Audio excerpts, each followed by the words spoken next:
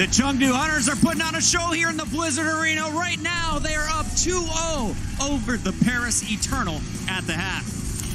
Welcome back into the building, everybody. What a show we just saw on Hanamura. We've got Bren, we've got Sideshow, and this is, of course, the most exciting match of the day, right? Oh, yeah. Without a doubt. I love It might be the most exciting map of the year. This was, that Hanamura play was fantastic. We're going to get to Hanamura in just a second, but we got to start here with Control, as always. It's always our game one, and this one I love because we see a lot of DPS, and these two teams have some stacked DPS lineups. Let's roll some of the highlights here. Who are you guys watching first? Because when I saw Shadowburn and Soon at the same time, I got excited. I think just the opening, I was definitely keeping my eyes on Soon because Shadowburn was on that Brigitte, and he was really doing well. I mean, he completely shut down Elsa. But in the second stage, I was all about Shadowburn. Oh, he was unreal, dude. Look at this. Jinmu. Look at this. Earlier you said Ding was the best far in the game. Do you take it back now?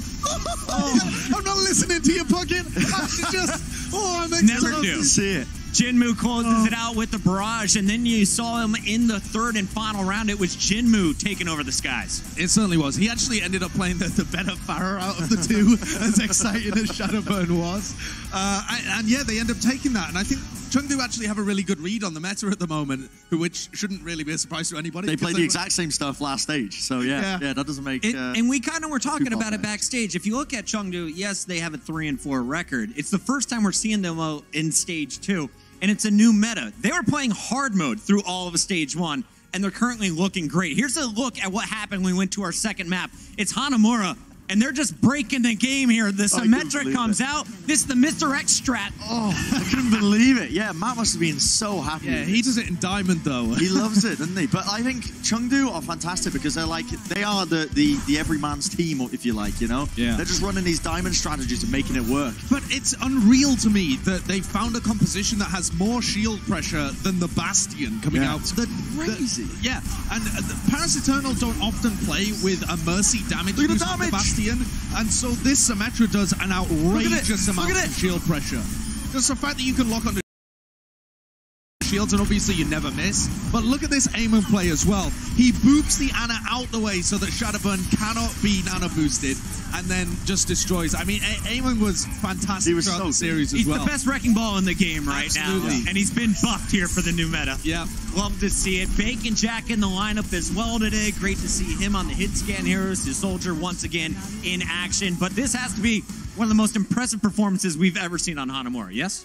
Yeah, I think so, because they've come in with a crafted strategy, and often teams, even though they have like strats for Hanamura, it takes a bit to pull it off. But this, it was just like they barreled straight in and they won instantly. I just realized this halftime segment has essentially been you just like going crazy over plays and me being a hype man in the back, just going, yeah, that was I also like this. I like that as well. Rockets, damage dealers. Well, I thought Paris were going to win, and I was big on Paris, and I was excited to see them perform really well, but I'm not even mad. Well, go ahead. Tweet your friends right now. Let them know there are no goats in this game. Come on back, because we got Game 3 coming up next. Give it up. We got Paris. We got Chengdu. An awesome match. And when we return, a big Game 3 is on the way.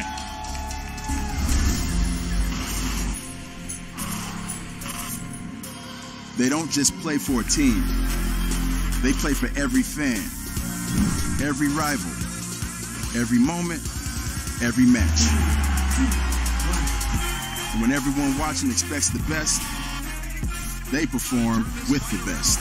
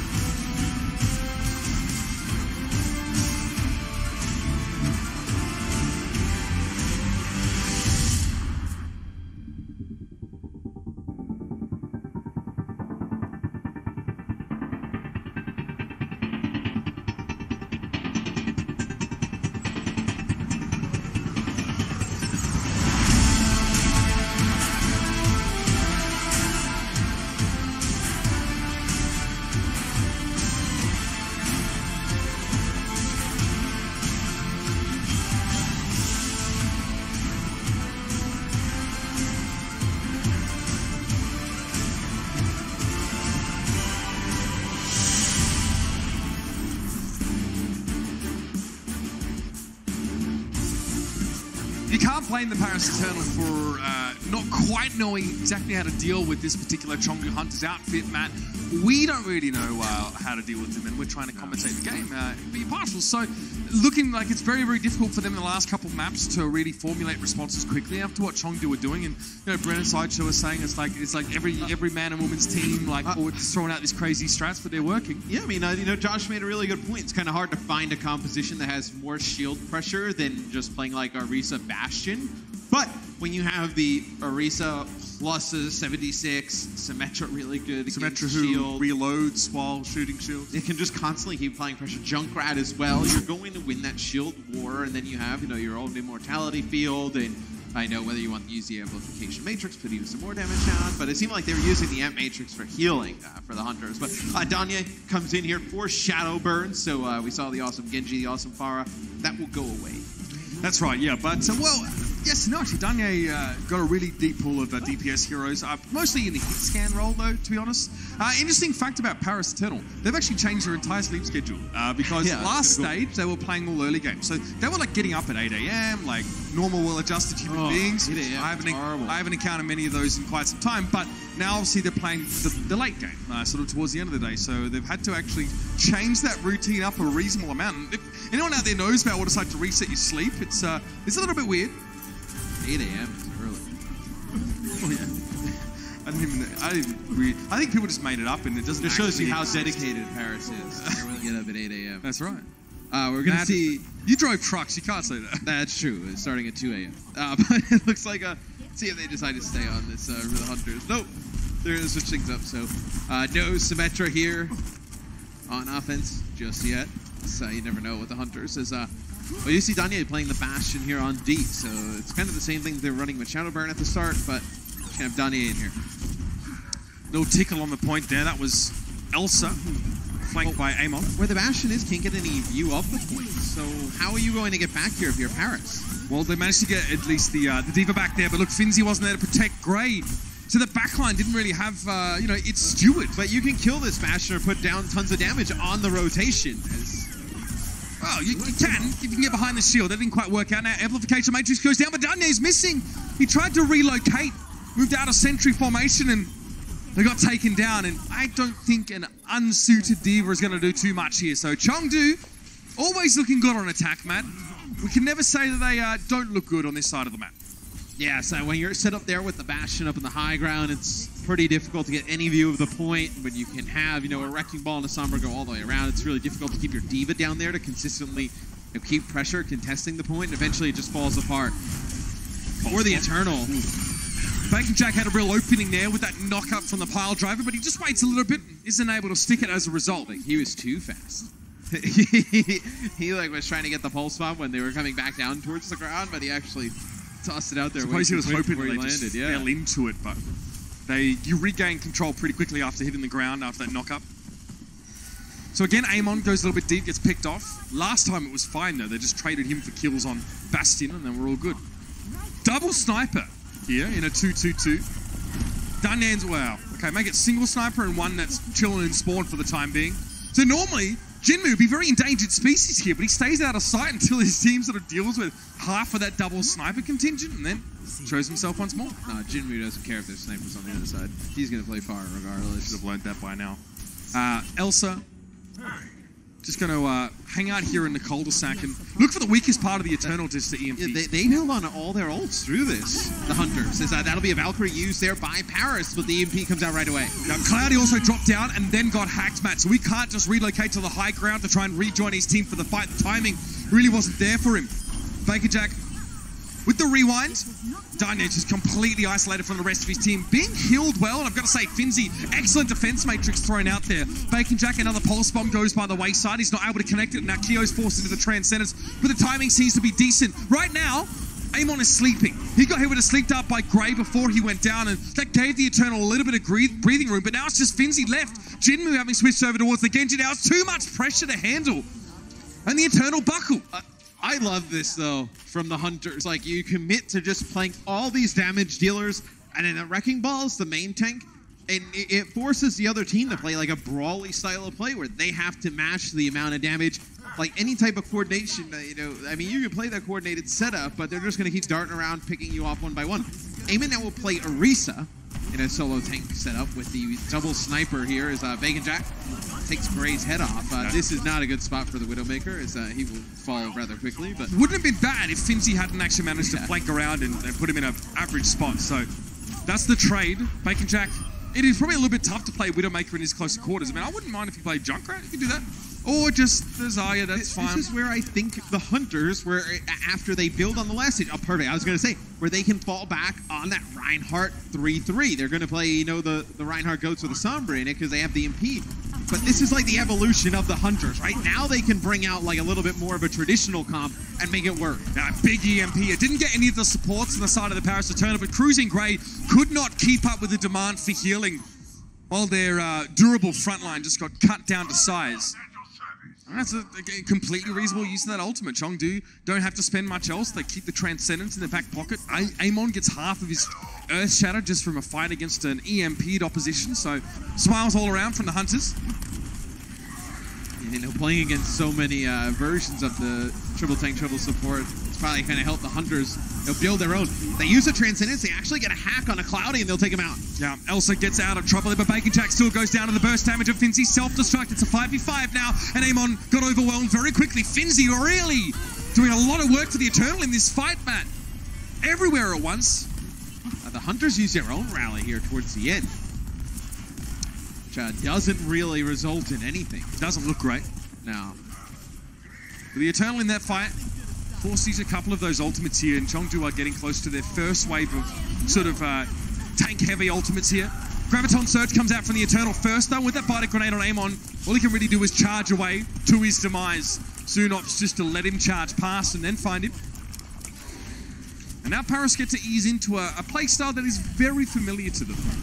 But before Paris, you only have sound barriers, like your sustain ultimate. I mean, you do have a nano boost, but that only provides the healing damage mitigation to one player.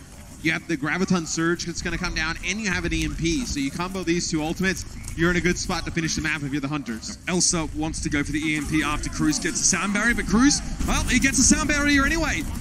Still a Graviton in reserve for Bacon Jack, though. Now he lets that one go, and LH Cloudy has already been taken down. The Eternal getting outplayed in terms of the ultimate economy there, but Kruise has been sat on a payload this entire time, and he hasn't moved, so that has not advanced. However, the Chengdu Hunters will round back to deal with him and start to push the payload over the line with almost 2 minutes left in their time bank. On Blizzard World, you're happy with that? Yeah, they use the EMP, and then they use the Earth Shatter, and then Kruise comes around with the sound barrier, keeps everybody topped up, but then there's nothing to get them through the Graviton Surge. They use a Transcendence to heal everybody up, to be able to put down the damage on the grab to help complete the map with 1:58 in the bank.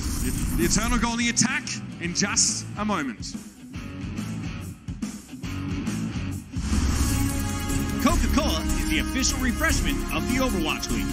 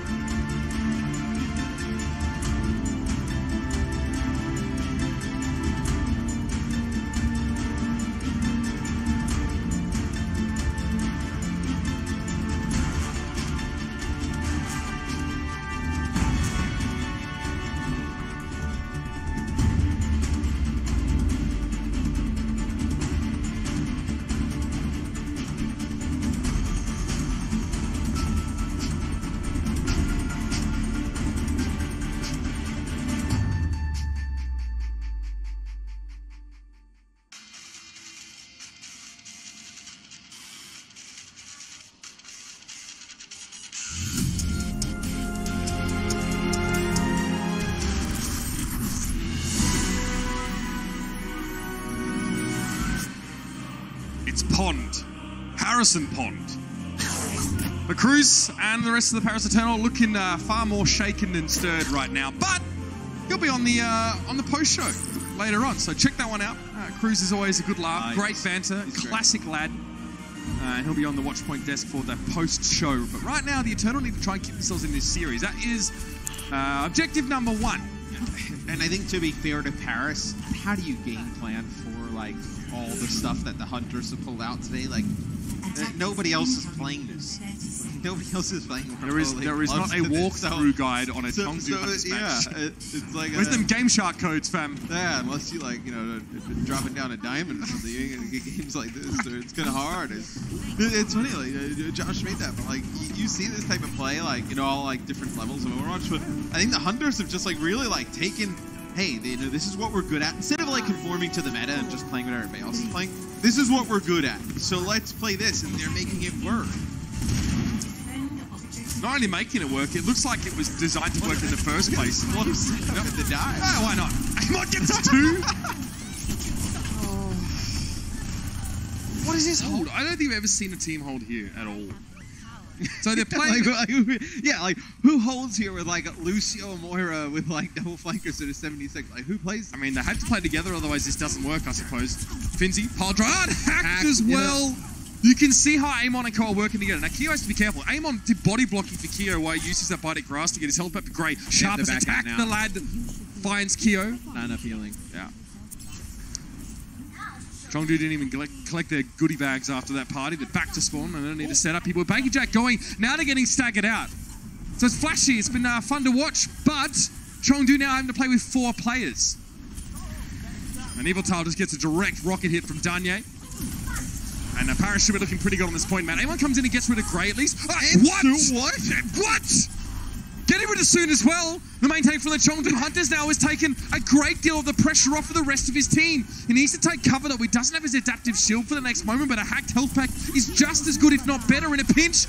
Now, Cloudy going down. Elsa's Pulse Bomb does get eaten up, but Paris Eternal got absolutely broken. How many final blows did Amon have here at the beginning? Like, I know he's got 5 already in the beginning. He got those first 2 kills, and then he again got a Soldier 76 kill, and then he got those 2 there. So 5, I think. Oh, and that's crushing for Paris. Like, you have the advantage. You're getting spawn camp, and he always constantly finds like 1 or 2 eliminations. And 6-man EMP, big EMP right outside the spawn. Coalescence used as well. This is like San Francisco Shock-esque, right? It's like what we saw them do the other day on Anubis to the Valiant. Paris may as well pull up a chair and go for the Tavern Brawl at this stage. So that's where they're being trapped inside spawn. And how do you get a good EMP here if you're Soon? Because you can play so spread out here if you're the Hunters. You look at, okay, they get 2. They're going to have to be happy with 2. But Baconjack goes for their tactical visor here. And without a Reinhardt, Paris just need to play corners. So you can't even follow up here on the EMP. I mean, Elsa does feed another pulse bomb to Finzi there. Okay, does Amon go for a minefield and be really obnoxious right now? Trying to pull himself out there. He got Bionic grenaded. He's able to back away. You can see he's constantly taking damage from Grey. This would be very frustrating. Paris Eternal need to win this map to stay in the series. Right now, they're not even getting outside of spawn. They're under house arrest. Danye removed by Bakerjack. The 76 now able to play from a different angle than the rest of his team, and the Eternal can't afford to pay any attention to where he's set up. This is ludicrous. And you try and put so much pressure onto the Wrecking Ball, but then you have the Sombra from one side, the Tracer on the other, the constant poke from the 76. Oh, Amon dropping in once more. Cowabunga put to sleep, though. Adaptive shield still on him, though. Finzi not able to find anything with that self-destruct. I'm not really sure what he was hoping for there. Probably kills, to be honest, but he didn't get any. Kyo's able to fade back now. Sends a Bionic Orb in, trying to keep Amon alive. That is the name of the game for the Chengdu Hunters here. Use Amon as a very big rodent distraction. He's being chased all the way out by Danye, but he's still able to stay alive. They've still not made it through the choke. They're going to walk into this EMP. EMP Pulse Bomb again not connecting, but the EMP definitely going to help a lot. Kruise, though, once again, still able to get a sound barrier despite the EMP having been used. So he holds that one for later. And the Chengdu Hunters are missing their centerpiece, Amon, right now. The Giga Chat not present to spread his influence. And Evil Tile now goes down. There's 4 players left for Chengdu. Jinmu got hit by a Bionic Grenade, and the Paris Eternal can finally move to the point. They can finally play the game. The Hunters can come back and fight this, so you're going to have there's going to be the minefield. You have the tactical visor as well, but shut down. The kill's coming in favor of Paris. Amon will stall this one out a little bit longer. Finzi needs to clear the mines before advancing. Amon more than happy to traipse through them. Kyo can't fade away. Elsa trying to find Dane or someone there. And there's the pile drive from Amon and his demise. Oh, Paris, I mean, yeah, they're on to the second phase of the map, but you must know this would be very frustrating to play against. This would make you angry. This would make you a little bit tense. This is not the kind of Overwatch that anyone in the league is used to playing against. But I think what could also be the thing is, right, you know, when you play triple tank, triple support for so long, there's kind of like an order of operations of who you should go after, and like it's really like a set like thing where you're used to just focusing down a target. And how do you focus down a target against the competition that they're running? Yeah, I mean, look at this. We're solo grabbing the wrecking ball from behind, but that's probably, honestly, it's probably the best use of the grab. I mean, everybody's so spread out. Who else are you going to get? And that's the difficulty with the Hunters team composition. 3 characters have abilities that specifically make them more mobile and able to get out of trouble should they require it. And I don't hate the double sniper against this setup, against the Winston. They just really need to connect, and Cloudy's able to get on towards Bacon Jack here. Dragon Strike now being fired through. Looked like it almost would have been eaten by Finzy there, but it wasn't. Cloudy probably happy to play against double sniper. There are a lot of vulnerable targets for him to sort of bully around. Minefield now drop down. Amon with the knock up from the pile driver, but Kyo fell. They really need the Zenyatta in this fight. Now they're down to just the Mercy, and they'll stagger things out here, Matt. Yes, okay, so Elsa's going to actually use the self-destruct here. They're not even going to be able to go back and touch. Oh, yeah, Hunter's way out of position. I mean, look, Hunter's not known for their defense. It's in the name, Matt. You know, they hunt. They don't build or fortify or man the ramparts. They hunt. You don't have to be fantastic at defense if you're tremendous on offense, right? Just be good enough. But that defense was actually a little bit disappointing for the Hunters because the Eternal, honestly, are kind of even with them on time bank despite getting absolutely slapped around on point A. I mean, you're still in a good spot, though, if you are the Hunters. They're soon going to have this grab rather soon. You're going to have a sound barrier to open things up. That'll be the Transcendence from Kyo. So you expect, oh, maybe they can hold on to the grab now after you get that first pick. Absolutely. If they can get a fight win here and then get towards the end of the map, you absolutely save it. Nicely done, Soon. The Hunters wanted this grab to be out. The way Soon was positioned, it looked like he was trying to get grab as soon as he could. So if he not seen Amon go down in kill feed, he definitely would have used it. But now to save it here, he's definitely feeling even better. It's like he got a free grab. And Jinmu goes over to Batiste, so you want to get that immortality field for this grab that's going to come down. Yeah, the Hunters now going to have to dig their claws in and try and stay alive. But Amon, he got discorded there, and Jinmu's immortality field didn't last very long. Earthshatter, Bacon Jack knocked to the ground. It's just Elsa and Evil Tail, and off towards the side. Kyo trying to throw some orbs in there. Self-destruct. No, Elsa couldn't even get back in the D-suit or the re-suit. Here comes Kyo just trying to zoom his way in and stall things out. I don't know if Amon's going to get there in time. If he does, he'll get knocked down straight away. He got slept as well. 2 forms of crowd control leveled at the enemy Reinhardt. And the Parasites just never get across the line. They break through. You've got to respect the amount of patience it must take to walk through a storm of the proverbial to get to where they are now on the map. Yeah, and I think if you're Paris, it's a good offensive attack. You got a minute to go. We'll see how it goes in their next offense.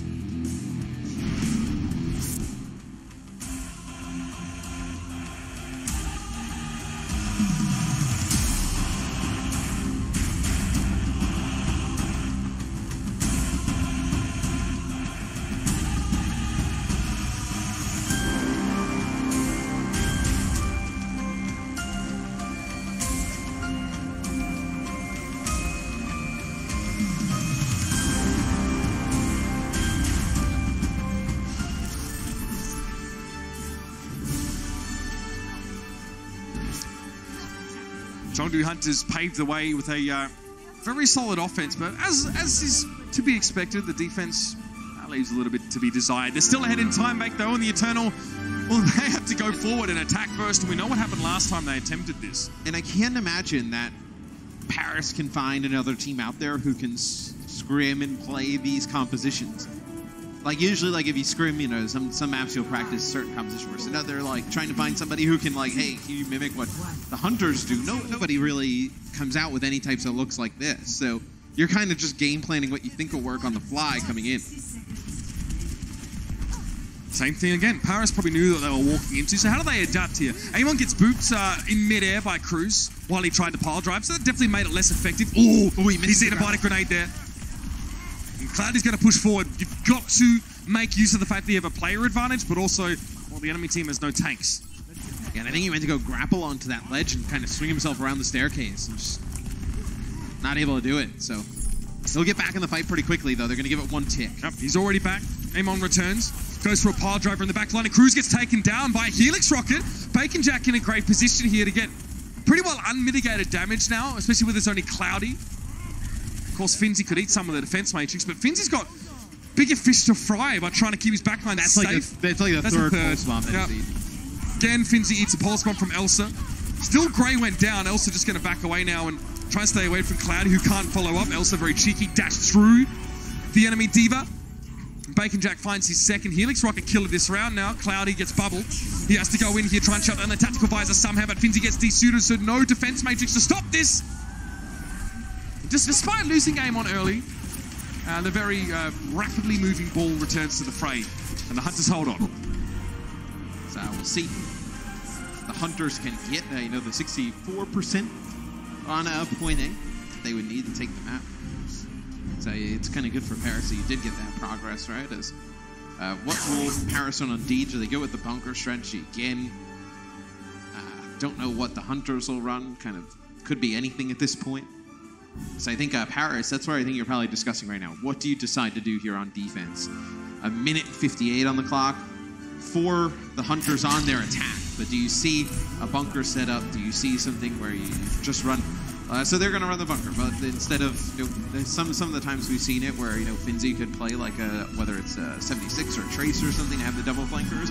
I personally think that with the amount of damage dealers that you're seeing from the Hunters, I think you could do well with a Tracer to just kind of go on the flank, deter, force them to come back, help out their Zenyatta and Kyo switches over. I think you can give them some problems with the double flanker setup with this Bastion Batiste. Which we saw on Eichenfeld earlier on in the day. Yeah. They don't go for it though. And yeah, like the idea is to get, eyes on you, on the Bastion setup and then use your flanks. But because you're still stuck in the same problem. That if they get to the point, the Hunters, and Finzi has to go back, he can't go alone because you have a hack on one side, the Tracer on the other. You're going to get him finished off. Hanamura. Yeah, if you had the double flankers, right, the flankers could go back to the point. You can still have this Bastion set up to watch the choke. I mean, what's to stop these two from capturing the point? I mean, the Eternal miscalculated here. Soon drops back, takes a lot of damage, and now the Eternal have to give up their perch. They don't give up a tick, in all fairness. But now where do you set up? Like, do you set up on the back of the point? I mean, it doesn't look good, right? Even setting up in the back corner doesn't afford you a whole lot, and it's just an easier diving position for the Hunters to attack. Jinmu are able to apply constant pressure. Kyo gets the high ground just below him. Amon gets the charge through, knock them out of the way. Danye's looking worse for wear right now. They do have an immortality field, but it doesn't save Soon's life. Oh, it's nasty. Amon drops in. Kruise's field has been taken down. Amon trying to break line of sight, but Danye is able to pick him up. Still, the whole time, Jinmu laying rockets one after another. And Amon is brought back. Bacon Jack, maybe he'll get a pulse bomb that isn't eaten. He's looking to de-suit Finzi first, so I got to respect that. Then he gets the stick, trying to get rid of the pilot Diva. It doesn't really work, but EMP finds 5 members of the Paris Eternal now, and they will be scattered. And Cloudy's not exactly fast on 4 legs. He'll try and get there, but it won't be enough. The Chengdu Hunters will take map number 3 with their innovative style of play, and in doing so, secure themselves the series. Now it's a matter of making sure it's a clean 4-0 to set themselves up for what may be their first stage playoff appearance. That is what they're working for right now, and so far they started off with a bang. This is only their first appearance, but we'll see more from them, especially in the next map. The Overwatch League is powered by Intel. Game, record, stream without compromise on Intel Core i7. And by Omen by HP, the official PC and display of the Overwatch League.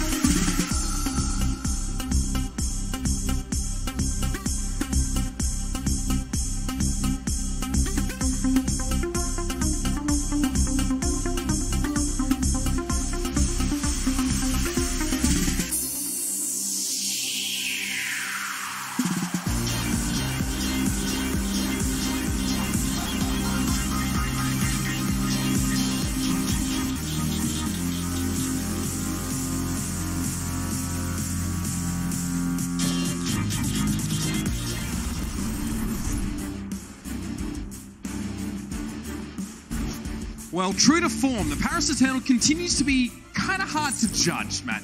One match this season, stage, they've looked very good. This one, they've been dominated by the Chengdu Hunters. But I like, you can't, like we were talking about it so much in the last match, but you can't game plan for what the Hunter's going to run, especially with how much the meta has changed, how many adjustments to heroes there have been. You had no clue what they were going to come out and play today. Teams are still settling on what they're going to play. Paris are probably still, you know, working out the kinks in their approach, and Chengdu throws them a complete curveball. Where I think Paris is just running things that they've seen work in scrims against other teams, but the Hunters are not other teams. They play a really wacky play style, and it forces you to make decisions and kind of in positions where you may not really feel comfortable playing. Like right there on Blizzard World, they rotate all the way to that back corner. And of course, look, the buffs to Wrecking Ball, as people suspected and guessed, have made Amon stronger. He looked incredible. In fact, he looked incredible over the last few maps. I mean, 123 players knocked back just constantly. I mean, that is really outside of the spawn. Just kind of going around constantly, just using the speed of Wrecking Ball, just constantly putting damage down on people, knocking them back, displacing them. 20 pile driver kills. That's pretty huge, pretty impressive. And just in Blizzard World, we've seen the Eternal try and play a setup that revolves around standing together. They need to remain close. So every time they get knocked around, well, that causes displacement, which kind of ruins their strat. Substitution. It's Gary! Yeah, Gary comes in for Keo, so this will be his first time on the Overwatch League stage. Pretty hype, as we'll get to see him play. And then I believe on the other side of the stage, you have another sub. It'll be Shadowburn coming back in for Daniel. Shadowburn returns. I mean, a bit of backstory on Gary. He played on the Lucky Future squad that quite a few of these players are from. Sort of competing over in contenders in the Chinese region. He's a support player. He's known for his Ana and Zenyatta. So replacing Kyo, there's probably no surprise here, but we welcome him to the stage now in his debut. Didn't get to see anything in the stage. I mean, good to get him some experience, right? You're up 3-0. Never know when you want to make some changes. You know, maybe just kind of getting him more comfortable on the stage. Never know. Maybe a player that kind of becomes a mainstay in the lineup as time goes on.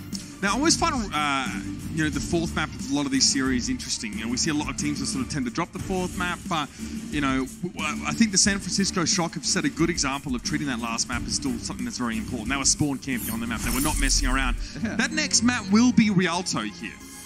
I love what the Shock do. Like, you know, if you are not prepared, they just bring it to you, right? You know, there's nothing being about sitting outside the other team's spawn. If they can't get out of the spawn, tough luck for them. So it's not their fault. Yep. So we'll see how both of these teams go. I know we see all the Titans when they were kind of running through teams, they would bring in subs on the final map. So they would usually sub Twilight out. So I mean we do see at times some teams get a little bit of a break for some players in that fourth map, try something different, as it'll be the Paris Eternal on defense. They're going to run that quad tank setup that we saw earlier in the day. So from the Boston Uprising. So Shadowburn will be playing Roadhog here in that setup, and you'll have Gray playing the Moira. What do we see from the Hunters? Be interesting to see also on the Winston. No, he's going to go back to D.Va. So they're just going to be playing their 2-2-2. Okay, pretty reasonable. This is the Chengdu's version of well behaved in terms of team comp. So let's see what Shadowburn is able to achieve here. Obviously, they want to play far forward. That's what you really know when you see those four tanks. I mean, look at this, though. How long are we into the game? A few seconds. Eamon's already up to 50% on his minefield. Just going through, getting the damage with the swing. He's actually attached to the cart, just rotating around in a circle. Look, putting down 65% now. Again, when he runs into people, when you have the boosted speed, he's displacing people. We saw how many people he's knocked back already. And that's so hard. The Eternal are trying to play four tanks. They're trying to set up. They're trying to play close. They're trying to get the most out of Gray's healing on Moira, but they can't when they're all split apart by someone like Jinmu knocking them around with Concussive Blast and Amon just booping them. And do you stay on this if you're Paris? Pretty convincing first fight win for the Hunters. They push pretty far up here. You see Gary on the cart. He's going to get off for a quick second, but they have the rest of the Hunters that have pushed all the way up. Surely you have to make concessions for this Wrecking Ball. Surely you've got to think about more crowd control or being able to hack the enemy Wrecking Ball. Amon didn't quite get out of jail there. He went very deep into that fight. And this will slow Chengdu down a bit. But they forced him to use Coalescence to just keep some players alive and then push Jinmu back. So now you have your EMP plus your Rocket Barrage coming online here. That's the EMP. Six people. Players. Yeah, and against the tank-heavy composition, Matt, they can do absolutely nothing after getting hit by that. Roadhog can't kill, Soon can't provide barriers, Cloudy can't lift his shield or charge, and Finzi can't eat a damn thing. Yeah, I mean, now with both support ults on the line here for the Hunters, they look to be in a good spot to at least take this first point as the Paris Eternals stay on this composition for now.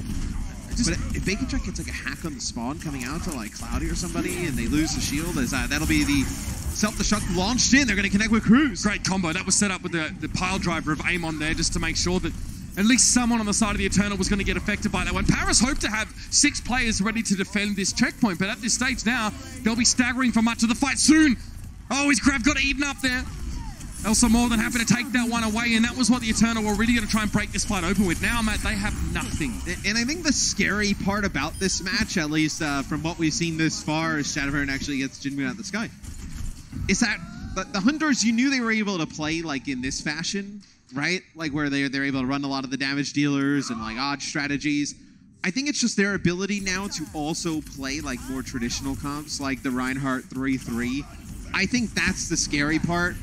Because you knew you could just, like, if you force them onto a 3-3, you could probably, outduel them. But now that they've shown that they're, pretty competent in playing that composition, it becomes even scarier to play up against them. It's so funny how Amon plays no differently when he's playing into a team with a Roadhog or some form of crowd control that could really ruin his day. He knows that if he dies, he returns to the fight quicker than most based on the mobility that he has out of spawn. I mean, it's a win-win for him when he puts down damage, it displaces people, becomes a nuisance, just buys time for his damage dealers. Again, Amon behind the rest of the Eternal, but they can't really spare too much concern to deal with it because they have an enemy knocking at the front door as well, and Kruise gets battered, playing on the high ground there. And you see nice little work by Finzi there, just to bounce a bit of the damage off his mech back on to Jinmu, but he gets desuited in the process, Matt. Yeah, and Gray uses Coalescence and actually gets hacked from behind there by Bacon Jack, so that goes away. He didn't have that Coalescence. So, he was trying to land it on the Evital, so he couldn't get the resurrections off, but deny that ultimate. So, you have a Transcendence here for Gary. Self-destruct again. You don't have, like, an EMP to go with it, though, is that? Even see some players around the corner. He's going to drop the minefield on him. That placement's quite nasty. The Eternal have to pass by that area. Minefields, though, essentially pretty much deactivated there. Finzi's self-destruct seems to have cleared most of them. Bacon Jack now forced to translocate back out. Another boop on LH Cloudy, but it wasn't able to set anything up there. I can see the idea. It didn't quite cut in fruition now as Gary stays safe back behind the rest of his team, but Evital couldn't get away from Cloudy. The swing of the hammer catches him by the ankles. And Gray, another Coalescence. This time, he's not hacked out of it. Yeah, and Soon actually drops there to the self-destruct because he gets hacked up. Not able to use one of those personal bubbles, keep himself up. But Paris stabilized. They do not give up the second point here to the Hunters just yet. So they got this whole hog Graviton Surge to work with coming up next. Bacon Jack, we'll see if he can connect with one of these EMPs. So it's a really odd spot because you can hide around some of these corners inside on the high ground. A lot of verticality. We'll see how he goes about it. Oh, hoping to hack Finzi. Would have been knocked into the water if he hadn't translocated there. Still has that EMP though, so no harm, no foul really. He's just trying to find the best place to go. Yeah, if he can catch the Zarya inside that EMP, is probably happy. Jinmu now with the barrage. It is very gainful, we'll say that much. Finzi was knocked off actually by the concussive blast, and Chengdu will get themselves to point B here. 2 minutes and 45 seconds on the clock on a map like Rialto. That is very reasonable process to be making, and the Eternals still playing this Roadhog. They won't switch their comp. I mean, this is the evolution of the Hunters, though, right? Where they go back to the spawn, they switch to the Reinhardt 3-3. It's something that you saw there where the EMP comes through. Usually rocket barrage, like you end up dying during it, but when you connect with that many people, and especially the D.Va, nothing the D.Va can do with Defense Matrix, so you pick up tons of kills with it. Oh, that's nice. A shatter and a half. Elsa, Gary, Jinmu all knocked to the ground. Charging on towards Soon, but he pretty much had his personal bubble up. Nicely done by Cloudy to find an opening. And they hold on to the Grav as well. So Soon will have this for the next fight.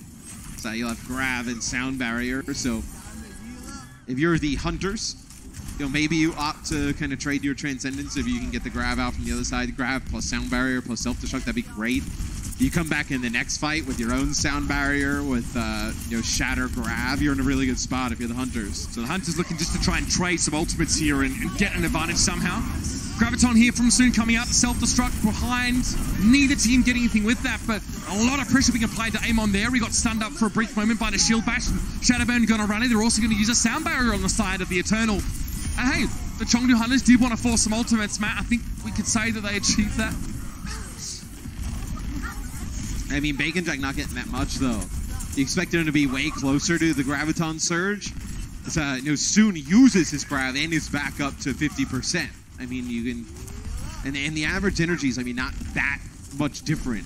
Soon sitting at like 36%. Bacon Jack 20. Like, so it's not like a massive, like, triple the amount of average energy he's putting down. But Soon just getting more value. The Transcendence is going to be there for Grey, even when that Graviton comes online.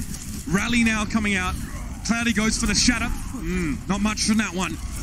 Shadowman falls to Amon, who's still well topped up. Very healthy Chengdu Hunters in this fight. Jinmu does go down, but Soon's missing. And finally, Chengdu, again, show us the 3-3 style with Reinhardt is something that they definitely can operate. Yeah, I mean, they take advantage. As soon as Shadowburn dies, they know that there's no burst healing to heal Cloudy back up, no repair pack, so they're able to get aggressive and push on through. But they don't have to spend ultimates in that last fight. That's what's even more important. They have all the big ones now to finish the map here, or at least finish their attack. They've got 13 seconds left, so it has to happen now. And Bacon Jack will look to open up with a Graviton Surge in a couple of moments. Cloudy's shield is getting low. He dropped the shield. Shadowburn got taken down by Jinmu. He was so far in front. This is nasty now for the Eternal. They might have just let this one go. Self-destruct from both teams being thrown into the mix. Gray had to use his Transcendence to keep his team alive, and it's worked out. The Eternal able to pressure back on the Hunters who are trying to finish here. And they'll use everything they've got. Credit to Chengdu. They go all the way. Do not finish the map on attack, though. The Hunter's beginning was really strong. It's just that the second part of the map they really stalled out. And towards the end there, just a wacky combination where they get that first pick. They take Shadowburn out playing the Brigitte, but she's not able to get anything at all after that. Graviton was used. We saw Grey use the Transcendence on the side of the Eternal straight away. Self-destructs again, neither really finding too much. And after that point, Hunters didn't have a heck of a lot in reserve. As good as they were looking going into that fight, the Eternal staved them off by using less ultimates ultimately. What do you think Cloud's talking about? What do you think they're gonna run on their defense, right? They just get set outside of the spawn on Blizzard World with a Wrecking Ball and the double flanker. Do you think they play something with the Bastion on D? If I know anything about some of these guys, they'd be saying, check outside the door. Because Chengdu, there's a good chance they try and do what they did to us on Blizzard World here. Because again, the principle is the same. If you defend far forward, it means that you're going to respawn in time to fight again. And maybe even once more, especially with how quick Amon is. But with an Orisa-based composition, that is going to be less likely. It's almost weird to see the Hunters play like this double sniper. Like the Orisa plus the double sniper. It's something that's kind of fallen out of the meta. I mean, really, since stage, 2? I mean, I guess it was kind of good on some maps all year last year, but we haven't seen it at all since the last season ended. Yeah, we saw a lot of use of Orisa Roadhog combinations with the Dragon Strike, the Graviton also. Then we saw it go to single support with Tracer. So, Paris going to run this bunker on offense, so try and maybe get the Bash instead of on the cart. They don't do that, though, because of the double sniper on the other side. I kind of get that, though. Chengdu, if they played forward, they would have turned Paris into the defenders, ultimately. Soon on Lucio. That's new. That's new. Triple support. Okay, so maybe they are trying something new, but Matt, with Cloudy out of the picture, they had no shields. Jinmu gets... his Hanzo is nasty. That much is known. Khaleesi, that is known. But 2 kills with Storm Arrows. Looks very good. Yeah, I mean, it's just when you watch him play Hanzo and he's able to just hit these flicks. It's crazy, right? I feel like with the Hunters, we've seen how wacky they are, but it's kind of you don't know how to gauge their individual skill, but the mechanical skill of these players is unreal. Yeah. I mean, the shots that he hits with the Hanzo is nuts. Soon's trying to be a pest. He was playing for the low ground there, but finally gets his prize. He waited for Jinmu to be caught in a bit of a compromising situation, and the Bowman just wanted to stand his ground and fight. So Paris played pretty standard here. Shadowburn Genji. I like a bit of Genji Sombra action. They break through here, and the Chengdu Hunters will just regroup on the bridge. Soon will deny that health pack in the next fight. The only thing we've seen the Hunters cannot play is Winston.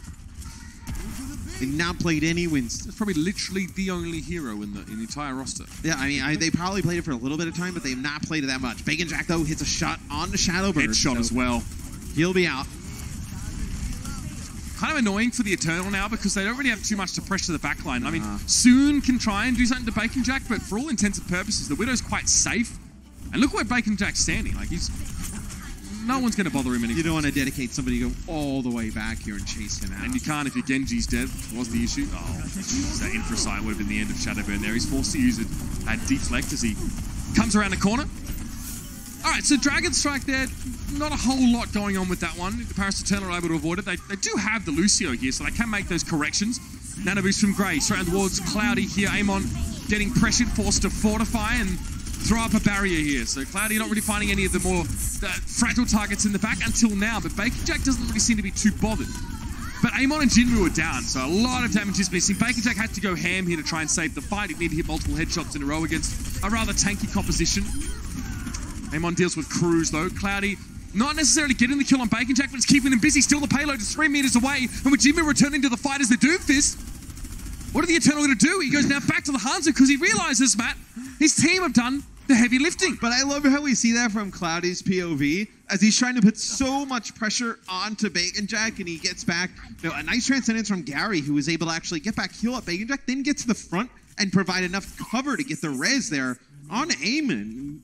We're only a few seconds away from a hold here. This is the story, though. When Paris Eternal try and focus their resources in one area, it's another part of the Hunters that are able to flourish and have a huge impact.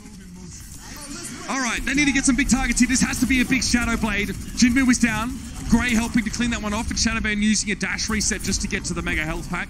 He'll have to be okay with that now as the payload still hasn't reached the checkpoint yet. And the spawn for the Hunters is quite close, so stalling here for Chengdu can be quite gainful, but no, Shadowburn gets to clean up and they get the payload across now. Just under 3 minutes for the Eternal. Yeah, I mean, you only got one kill with that Dragon Blade from Shadowburn, but being able to push on through the shield of the Orisa is massive just to be able to get behind it. As now some changes that come in here for the Hunters. So this is interesting. Usually you would see teams play this with a Winston, but no, for the Hunters, you don't play any Winston. So you'll play Wrecking Ball instead here. We've seen this team composition played on maps like Ilios last stage. Yeah. They'd played like the Winstonless 3-3. Look, Amon, okay, so he's more durable than Winston in a pinch. His ultimate doesn't give him durability. However, he has just as much, if not more, environmental kill potential than Winston. His adaptive shield makes him literally unkillable. He's faster. I think Winston's ability, though, to just put down damage on everybody with the Tesla cannon is where you see the advantage of Winston, and also the bubble, right? To have the huge bubble. Oh, yeah, absolutely. But the sheer displacement from, pile drivers like we just saw. Amon, that was on a boot by Kruise, by the way. Amon just got himself caught off the edge of the map. Remember, Lucio now can affect airborne characters much more with those boops, so it is a little bit harder to deal with or harder to get used to for some players who are used to Lucio just sort of nudging them. So the Eternal now starting to build up a head of steam, Matt. And I think the difference really is that, the Winston just provides way more utility for the entire team, whereas the Wrecking Ball is really good for Amon, and that's about it. So, see as we get into this next fight. Transcendence for the Hunters. Yes, he's back. 2 support ultimates here. For the Eternal, they use Sound Barrier. Amon trying to set up a self-destruct combo there, but the power driver was maybe a little bit too early. Then he waltzes straight into a shield bash. Self-destruct over the top. Finzy gets nothing either. Minefield in the back line. Look at Shadowburn. Look how much damage he took now just trying to navigate that. One more orb from Gary and it would have been done, who, by the way, has rally armor, so he's very durable as is Zenyatta here. Chengdu, great time to bring the Eternal to a screeching halt. The big fight win there. So now the Hunters, you're looking at, about 50 seconds left. I mean, look, the Hunters get that high ground, Matt. One of the most important defensive parts of the map. I mean, you'll have Sound Barrier and Grab here for the Hunters. They're in a pretty good spot. And with the Wrecking Ball, you come down with one of those pile drivers, you're going to build up that ultimate really quick. It's going to be so easy for Amon to access the backline of Paris right now. He'll just go up on the higher level, drop off the balcony, and go exactly where he wants to. Repair Pack was used right there. Soon, if I'm not mistaken, either way. It's on cooldown for a little bit here.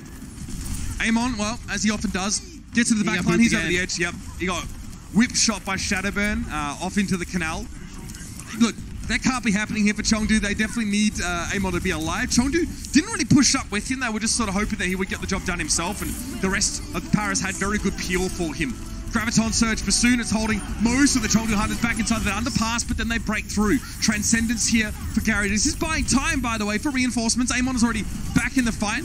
Gary getting pressured now on Primal Rage from Cloud. He's going to help him just continue to get those thumb screws in on the back line of Paris. Chengdu. 2 meters, or just a little bit more than that, but here's a Graviton, Matt. This could end here from Bacon Jack. He can't have this one eaten. Elsa gets desuited, but here it comes. Sound Barrier has to be used by Kruise for his team to stay in his fight now. Self-destruct by Finzi. No one taken down by that one. But Paris managed to hang around throughout that. And now Amon's going to try and stall things out on the payload, just as he did before. I mean, you still have all 3 tanks here for the Hunters, as you have a Sound Barrier here as well. Transcendence again for Gary, as this is going to be the second of the fight. He's had that so fast, and now Sue's going to have a Graviton Surge. Gary won't be able to heal through all of that ultimate, but Gray's gone down. There's a Nyala now missing for the Paris Eternal. Gary traded out. Both sends it down. Cloudy has to use a Primal Rage to stay alive here, and Jinmu just trying to whack back and forth on the point. Very low, trying to get those Inspire procs, and Amon making it very dangerous now to even approach the payload, let alone move it. Finzi down to a mine. Amon dropped it, got rid of the mech now. Self-destruct over the top. Elsa gets 2. They needed that one so badly in a match with self-destructs not getting much done. Finally, the Hunters come up with one that yields results and a series win. 4-0. 2 Transcendences during the fight for Gary. 2 minefields there at the end. Paris had no answer for the Hunters, as the Hunters put on a show in their first match of Stage 2. You can see the Hunters maybe look less dynamic when they were forced into having to play 3-3. And when they felt like they were running out of momentum, or, you know, the map geography didn't really support them playing very aggressively with lots of damage.